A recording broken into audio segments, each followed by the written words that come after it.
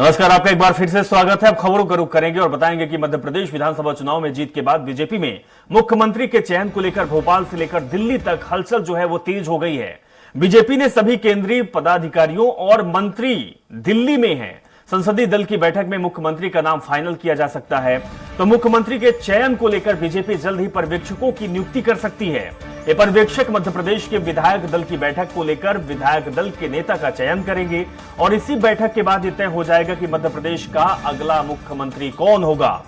मौजूदा सीएम शिवराज सिंह चौहान सहित आधा दर्जन नेता सीएम पद के दावेदार हैं। मध्य प्रदेश विधानसभा का चुनाव जीते नरेंद्र सिंह तोमर और प्रहलाद पटेल भी सीएम की रेस में आगे चल रहे हैं। अगर बात की जाए तो ज्योतिरादित्य सिंधिया, कैलाश विजयवर्गीय और बीजेपी प्रदेश अध्यक्ष वीडी शर्मा भी मुख्यमंत्री पद के दावेदार बताए जा रहे हैं। तो ये बड़ी और अहम जानकारी आप तक पहुंचा पा रहे हैं कि मुख्यमंत्री पद को लेकर लगातार अब नामों पर चर्चा हो रही है, जिसमें से जो केंद्रीय नेतृत्व केंद्रीय मंत्रियों को विधानसभा चुनाव में उतारा था उसको लेकर भी वो नाम भी शामिल है। वो नाम रेस में आगे चल रहे हैं और इसके साथ ही ये भी संशय बना हुआ है कि क्या फिर से मुख्यमंत्री शिवराज सिंह चौहान होंगे या तो फिर केंद्रीय मंत्री नरेंद्र सिंह तोमर होंगे। प्रहलाद पटेल जो कि केंद्रीय मंत्री है, उनको भी चुनावी मैदान पर उतारा गया था और वो जीत कर विधायक भी बन चुके हैं। तो क्या प्रहलाद पटेल भी सीएम बनेंगे? तो कई नाम अब सीएम को लेकर भोपाल में चल रहे हैं। अब ये चर्चाएं भोपाल से दिल्ली तक होने लगी है कि आखिर मध्य प्रदेश का अगला सीएम कौन होगा, कौन मध्य प्रदेश की कमान को संभालेगा। ये अहम जानकारी आप तक पहुंचा पा रहे हैं कि मध्य प्रदेश में संसदीय दल की बैठक में ये नाम का ऐलान हो सकता है, यानी कि नाम फाइनल हो सकता है। बीजेपी जल्द ही पर्यवेक्षकों की नियुक्ति करेगी और इसके बाद ये टीम दिल्ली के साथ मिलकर सीएम पद के नाम पर ऐलान हो जाएगा।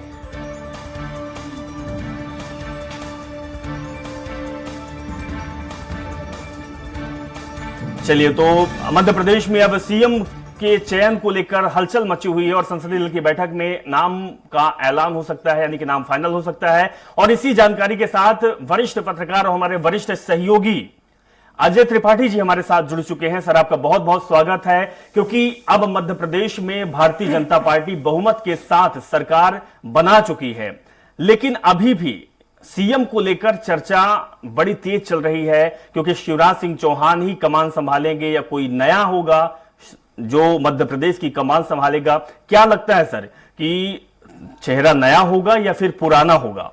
देखिए, अभिषेक अभी संशय बना हुआ है, लेकिन जिस तरह के राजनीतिक समीकरण बन रहे हैं उसमें शिवराज सिंह चौहान का पलड़ा अभी भी भारी है। क्योंकि शिवराज सिंह चौहान, आप देखिए कि जब कैंडिडेट की लिस्ट फाइनल हुई थी तब आखिरी दौर में शिवराज सिंह चौहान की तमाम जो उनके समर्थक होते हैं, या जो कहा सकते हैं हम लोग पॉलिटिकल भाषा में, उनके लोगों को टिकट दिए गए और उनमें से बहुत सारे लोग जीत के आए।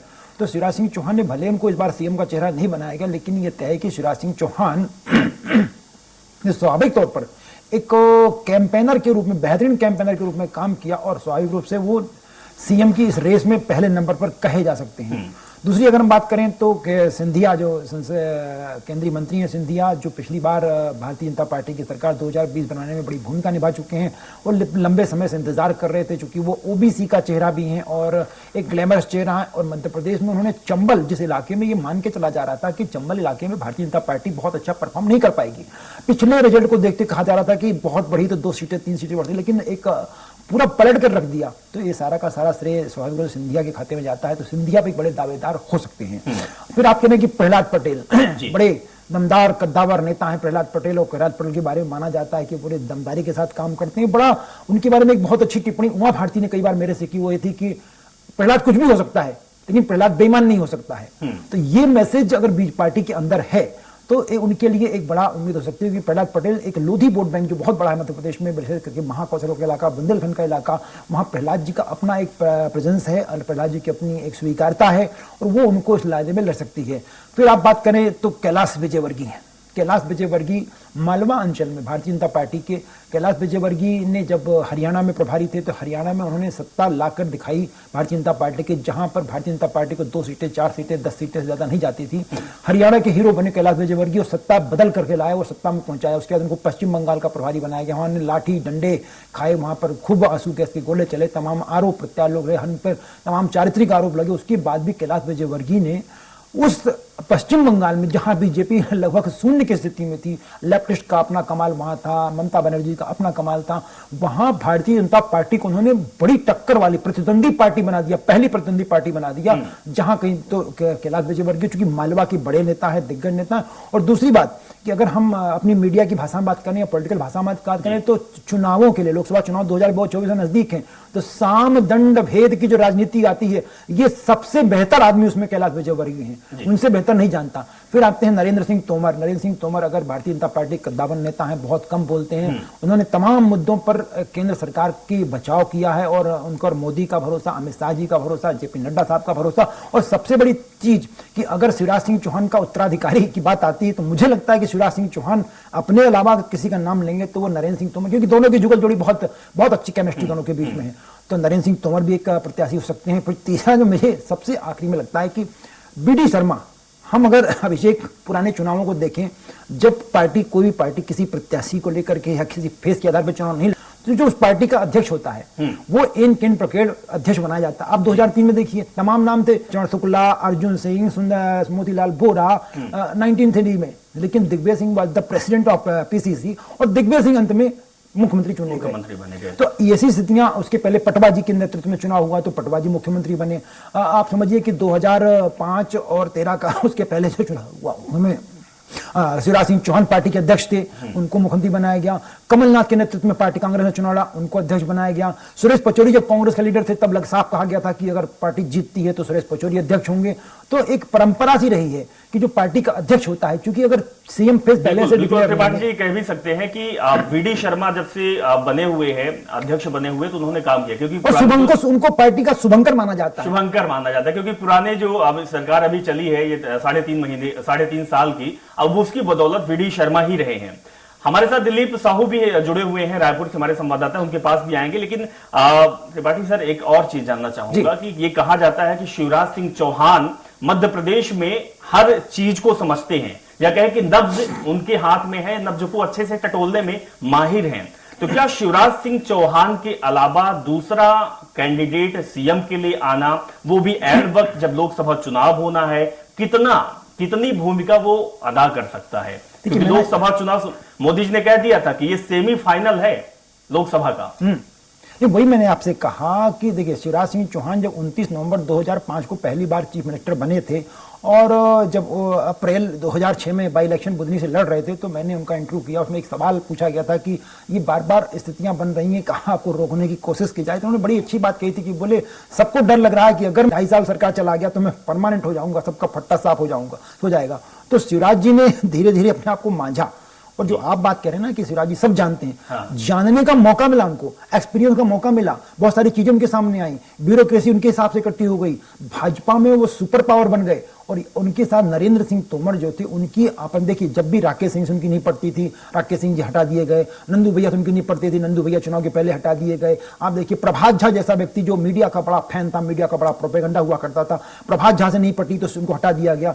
शिवराज सिंह चौहान अपने मुताबिक फैसलों को कराने में माहिर। और अब देखिए, इस बार भी जो कहा जा रहा था कि अमित शाह नरेंद्र मोदी के आगे शिवराज की नहीं चलेगी, आखिरी टिकट जो मिले हैं, आप सब गवाह हैं, तो उसको अपने मुताबिक करने में पहले। दूसरी बात जो मैंने आपसे की, आप जो बात कर रहे थे, चुनाव नजदीक है, एक तो शिवराज सिंह चौहान, दूसरा मुझे व्यक्तिगत तौर पर लगता है कि इस साम दंड भेद में और सारी पावर का प्रयोग करने में एक आदमी मास्टर है बीजेपी में, उसका नाम है कैलाश विजयवर्गीय।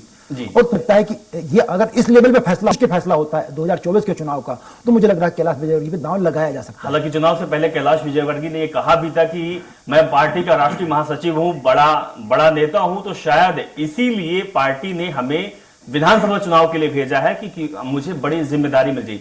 सर, एक बात यह भी है कि जब चुनाव हुए इंदौर की, देखा जाता था कि अमूमन सीट पर कांग्रेस का भी दबदबा होता था, कांग्रेस के बड़े चेहरे भी हैं, लेकिन विजयवर्गीय को विधानसभा चुनाव में लड़ाया गया और कांग्रेस का सुपड़ा साफ कर दिया, सभी सीटों पर बीजेपी आ गई है इंदौर की। देखिए, मैंने आपसे भी बार बार कह रहा हूं कि कैलाश विजयवर्गीय में जो सबसे बड़ी क्वालिटी है, कि एक तो कार्यकर्ताओं का संगठन तय करने में गजब की क्वालिटी उनके अंदर, उतनी क्वालिटी और किसी नेता में नहीं है। और कार्यकर्ताओं के लिए अगर पैसा फूकना है, ताकत फूकनी है, धन खर्च करना है, वो हर लेवल जैसा रखते हैं। कार्यकर्ता की मदद के लिए राउंड द क्लॉक आगे रहने वाले व्यक्ति, अगर ये आदेश हो गया पार्टी का कि राष्ट्रीय कार्य समिति होनी है और खर्चा 100 करोड़ आना है, तो कैलाश विजयवर्गीय ने कभी ये सवाल नहीं किया, हम उनके बड़े नजदीक के लोगों को जानते हैं, उनके कैलाश जी ने कभी सवाल नहीं किया कि 100 करोड़ कहां से आएंगे। कैलाश जी सारी व्यवस्थाएं करने में मास्टर, और इसीलिए मुझे लग रहा है कि मालवा में जिस स्थितियां दिख रही थी, पार्टी को लग रहा था कि अगर मालवा ठीक हो जाएगा तो निमा ठीक होगा और महाकौशल पे भी उसका असर पड़ेगा, इसलिए कैलाश विजयवर्गीय आपकी नजर से फिट बैठते हैं। लेकिन सर, नरेंद्र सिंह तोमर का नाम, जैसे आपने बता ही दिया कि अपने क्षेत्र में उन्होंने जीत भी दिलाई है, ज्यादा विधायक भी लाए हैं, नरेंद्र सिंह तोमर का नाम आज नहीं काफी दिनों से चल रहा था। जब कमलनाथ सरकार गिरी थी तब भी ये नाम आया था कि शायद नरेंद्र तोमर का नाम आ सकता है। चुनाव जब होने वाला था तब भी यही लग रहा था कि नरेंद्र तोमर जो है केंद्रीय नेतृत्व संभाल चुके हैं, केंद्रीय मंत्री रह चुके हैं, मध्य प्रदेश में उनका लगाव और मजबूती भी है, तो शायद अब नरेंद्र सिंह तोमर को सीएम बनाया जाए। देखिए, सामान्य परिस्थितियां, जैसा आपने अभिषेक सवाल किया, अगर सामान्य परिस्थितियां होती तो नरेंद्र सिंह तोमर से बेहतर विकल्प नहीं हो सकता। शिवराज सिंह चौहान का विकल्प एक ही व्यक्ति, उसका नाम नरेंद्र सिंह तोमर, क्योंकि नरेंद्र सिंह तोमर कभी भी रिएक्ट नहीं करते, किसी पर नाराज नहीं होते, सबसे मिलते हैं और कुछ नहीं बोलते। पॉलिटिक्स में ना बोलना कुछ भी सबसे बड़ी उपलब्धि है। लेकिन जिस काल परिस्थितियों का आप जिक्र कर रहे हैं कि 2024 का चुनाव है और बीजेपी का टारगेट इस बार छिंदवाड़ा सहित 29 की 29 सीटें जीतना है, उसमें मुझे लग रहा है कि नरेंद्र सिंह तोमर से बेहतर बाकी विकल्प हो सकते हैं। लेकिन सर, एक बात और है, जो चुनाव मध्य प्रदेश में बीजेपी ने जीती है और 163 सीट लाई है, वो कहीं न कहीं शिवराज सिंह चौहान की योजनाएं जो उन्होंने अभी तक काम किया है, या फिर शिवराज सिंह चौहान की वो घोषणाएं जो चुनाव के ऐन वक्त उन्होंने की है, क्या इन घोषणाओं और इन योजनाओं को अगला जो सीएम होगा, अगला जो चेहरा होगा भारतीय जनता पार्टी का, क्या बखूबी से उसको निभा पाएगा? क्योंकि जो रोड मैप तय करेगा 2024 का, वो घोषणाएं और वो योजनाएं, इसी रास्ते से 2024 दिल्ली तक पहुंचेगा। थोड़ा सा हमको डेप में जाना पड़ेगा। अकेली शिवराज सिंह चौहान की जन कल्याणकारी योजना, चाहे लाडली बहना हो, बेटी बचाओ अभियान हो, लाडली लक्ष्मी हो, आपकी तीर्थ दर्शन योजना, अकेले उनका कमाल नहीं है, उनको एजुकेशन कैसे किया गया। बीडी शर्मा साहब कल जो बात कह रहे थे कि एजुकेशन पार्टी के लोगों ने, ब्यूरोक्रेसी जो होती है, लो जो प्रशासन तंत्र है, वो अपने हिसाब से एजुकेशन करता है, उसे कोई मतलब नहीं कि आपका फायदा होगा कि नहीं होगा। लेकिन पार्टी जब करती है तो पार्टी फायदे के बारे में सोचती है, पार्टी ने वो काम किया। दूसरी बात की पार्टी ने जिस तरह की रणनीति बनाई थी, आप समझिए कि अगर एक पोलिंग बूथ पर 1200 वोट हैं और 1200 वोट के एक पन्ना है, तो पन्ने पे अगर 15 वोटर हैं तो 15 वोटर के लिए एक प्रभारी, एक मतलब बूथ मैनेजमेंट सबसे पक्का मौजूद। भाजपा ने जो रणनीति तैयार की थी, अमित शाह उसको डायरेक्ट कंट्रोल कर रहे थे। आप कल्पना कर सकते हो कि 64-65 हजार सामान्य कार्यकर्ता जो बूथ पर बैठता है, न पार्टी का महामंत्री है, न युवा मोर्चा का अध्यक्ष है, न विद्यार्थी परिषद का जनरल सेक्रेटरी है, वो व्यक्ति लगातार और वहां पर उसके मोबाइल नंबर, उसका व्हाट्सएप नंबर, उसकी वीडियो नंबर, उसका स्काइप नंबर, उसका ट्विटर अकाउंट, ये अमित शाह की जो ऑफिस बना था वार रूम, उसमें सबके पास है। कभी भी वो 62-64 हजार लोगों को एक साथ बात कर सकते थे। इस लेवल की तैयारी थी बीजेपी की, और बीजेपी के बड़ा फायदा हुआ। फिर अमित शाह का और नरेंद्र मोदी का अपना जो फेज था, मोदी के मन में एमपी और वो गारंटी मोदी की, वो निश्चित रूप से लोगों को पसंद आई। बिल्कुल कह सकते हैं कि मध्य प्रदेश में हर एक चीज पर, हर एक गतिविधि पर भारतीय जनता पार्टी के जो बड़े नेता हैं, चाहे वो प्रधानमंत्री मोदी हो, अमित शाह या कोई भी, वो नजर रख दे। एक जानकारी देना चाहूंगा जी, ये आप समझिए आखिरी में शक्ति वाहिनी बनाई गई थी। हाँ। शक्ति वाहिनी में ये था कि 5 कार्यकर्ता, पार्टी के 5 कार्यकर्ता, आप ये समझिए कि एक मतदान केंद्र पर मुश्किल से 200-250 घर होते हैं। 1200-1500 वोटरों का मतलब है कि 200-250-300 घर। उस मोहल्ले में जो पंच शक्ति वाहिनी बनाई गई थी, उन लड़कों को कुछ नहीं करना था। उनको भारतीय जनता पार्टी का दुपट्टा अपने गले में डाल के, भाजपा का झंडा मोटरसाइकिल पर लगा करके और मोहल्ले में 3 चक्कर लगाना, सुबह दोपहर शाम। उन्हें न किसी से कुछ बोलना था, न कुछ काम करना था। इस लेवल की रणनीति अमित शाह जी की थी, जिसको बीडी शर्मा ने शब्दशः एग्जीक्यूट किया। तो स्वाभाविक रूप से सरकार की योजनाएं और मोदी का चेहरा, अमित शाह की रणनीति, उस रणनीति को धरातल पर उतारने का काम जो बीडी शर्मा साहब ने किया, ये सब भाजपा की जीत का कारण बने हैं। सर, जब टिकट का वितरण हो रहा था, बंटवारा हो रहा था, उस समय भी हम ये बातचीत कर रहे थे कि जो दखलंदाजी केंद्रीय नेतृत्व का मध्य प्रदेश में हो रहा है, जनसभाएं लगातार हो रही है और साथ में केंद्रीय मंत्री और सांसदों को मैदान पर उतारा गया था, तो क्या ऐसा समझा जाए कि इस बार मध्य प्रदेश में जो सीएम का चेहरा होगा वो केंद्रीय नेतृत्व तय करेगा ही, लेकिन वो अपनी टीम को भी भेजेगा? क्योंकि अगर बात की जाए तो शिवराज सिंह चौहान की जो टीम थी, जो मंत्री थे, वो टूट चुके हैं। उसमें से 12 के लगभग वो चुनाव हार चुके हैं। जी, शिवराज सिंह चौहान के बारे में बड़ा स्पष्ट समझ लीजिए जी, कि उनका खास जिसे बोलते हैं ना, हाँ। राजनीति में उनका खास कोई नहीं है। वो और उनके भगवान जी, इन दोनों के अलावा उनका कोई खास नहीं है। वो समय के मुताबिक फैसले लेते हैं, समय के मुताबिक मोहरे चलते हैं और राजनीति के बहुत बड़े खिलाड़ी हैं। और जो थोड़ी बहुत उनमें खामी थी, उन्होंने पाँव वाले भैया थे चलते चलते पिछले इतने सालों में अपना एक नया वजूद बना लिया। तो ये गलत फहमी सब लोग दूर करने के शिवराज सिंह चौहान जो है बड़ा खास था, फलाना था। अगर यही होता तो पिछली बार आप समझिए कि राजेंद्र शुक्ला कब मंत्री बने, बहुत लेट में बने, आखिरी समय में बने। और उसके बाद देखिए रामपाल सिंह को अंतः मंत्री नहीं बनाया गया, अजय बिश्नोई और दोनों भाजपा के साथी हैं, नहीं मंत्री बनाया गया। तो बहुत सारी बातें ऐसी है जो पॉलिटिकल सिनेरियो समझ पाना बहुत मुश्किल। तो एक परसेप्शन असल में चुनाव के पहले बन रहा था कि मुख्यमंत्री के चेहरे से जनता नाराज है। उस नाराजगी को दूर करने की कोशिश केंद्रीय नेतृत्व ने की थी, इसलिए 7 सांसदों को मैदान में उतार के चौंकाने वाला रिजल्ट दिया गया। तो बाद में उसी ट्रैक पर गाड़ी आ गई जिस ट्रैक पर शिवराज जी चाहते थे। लेकिन सर एक बात ये भी है कि शिवराज सिंह चौहान से जब बातचीत की जाती है कि आप अब यहां पर 15 साल राज कर चुके हैं, 4 बार आप सीएम रह चुके हैं, अब आपको दिल्ली का रास्ता तय करना चाहिए, आपको दिल्ली जाना चाहिए। शिवराज सिंह चौहान कभी जाना नहीं चाहते दिल्ली, वो मध्य प्रदेश ही उनको भाता है। असल में देखिए उनका जो जुड़ाव है, लगाव है, वो मध्य प्रदेश की जनता से, विशेष करके लाडले बहनें हैं, बेटियां हैं, उन्होंने एक टारगेट तय कर लिया, जो टीजी से कहते हैं हम लोग अपनी भाषा में, टेलीविजन की टीजी तय कर लिया। और देखा कि टीजी में अगर बच्चियां और महिलाएं इनको सेंट्रलाइज कर दिया जाए तो बड़ी सफलता मिलती है। और इसीलिए उन्होंने टीजी टारगेट तय किया। और उस टीजी को देखिए, उस टीजी ने इनको बाकी 2008 में देखिए बेटी बचाओ अभियान जो था, बेटी बचाओ अभियान इनको सबसे ऊपर ले गया। उसके बाद सेकंड जब 2013 का चुनाव आया था, लाडली लक्ष्मी योजना चल निकली। फिर 18 के बाद आपका ये 2023 का चुनाव था, इसमें लाडली बहना स्कीम चल गई। तो आप देखिए पूरे समय मुख्यमंत्री ने, शिवराज सिंह चौहान ने एक टारगेट के साथ काम किया। और अब वो जानते हैं कि अगर वो हटे तो ये टारगेट पूरे खत्म हो जाएंगे। और इसीलिए उन्होंने लाडली लक्ष्मी योजना को, अभिषेक आपको जानकारी होगी शायद, उन्होंने विधानसभा में ला करके विधेयक पारित करके कानून बनवा दिया, ताकि उनके जाने के बाद भी सबको लाभ मिलता रहे। इस लेवल का जो कमिटमेंट है वो बाकी नेताओं में नहीं दिखाई पड़ता। इसलिए शिवराज के मन में थोड़ी दहशत तो होती है और इसलिए वो सेंट्रल केंद्र की ओर मूव करने में बड़ी थोड़ा सा सकुचाते हैं। चलिए आपसे ये भी समझना चाहूंगा कि जो केंद्रीय मंत्री अब विधायक बन चुके हैं, चुनाव जीत चुके हैं, वो भी ये सपना देख रहे हैं कि अब प्रदेश की कमान हमारे हाथ में होगी। अब जब कमान एक को मिलने वाली है, केंद्रीय मंत्री ज्यादा उतरे हुए हैं, सांसद भी चुनाव जीत कर आ चुके हैं, बड़े नेता भी भारतीय जनता पार्टी के हैं, अब क्या ये सामंजस्य भारतीय जनता पार्टी बना पाएगी?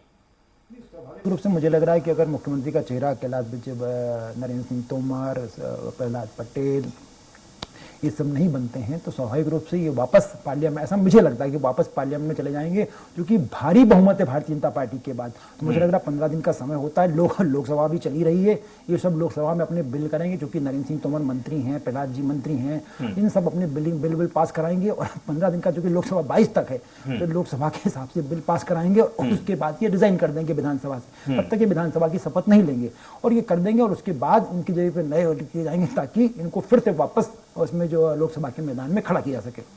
तो क्या ये कह सकते हैं कि जो मध्य प्रदेश में एक हवा चल रही थी कि बदलाव होना है, इसीलिए केंद्रीय मंत्रियों को उतारा गया है, बड़े दिग्गजों को उतारा गया कि अपने जो एरिया हैं, जो अपना जो जिला है कम से कम उसको संभाल रहे, वहां पर ज्यादा से ज्यादा सीटें दिलवाएं?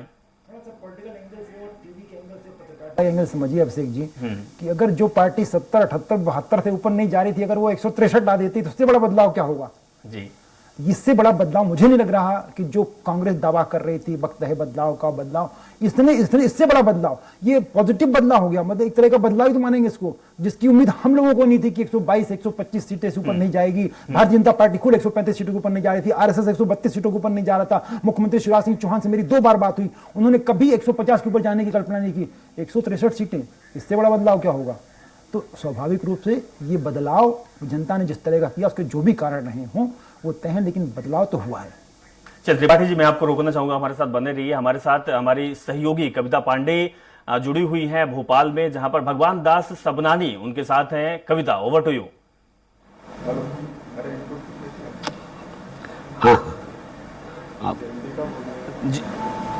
जी बिल्कुल बिल्कुल।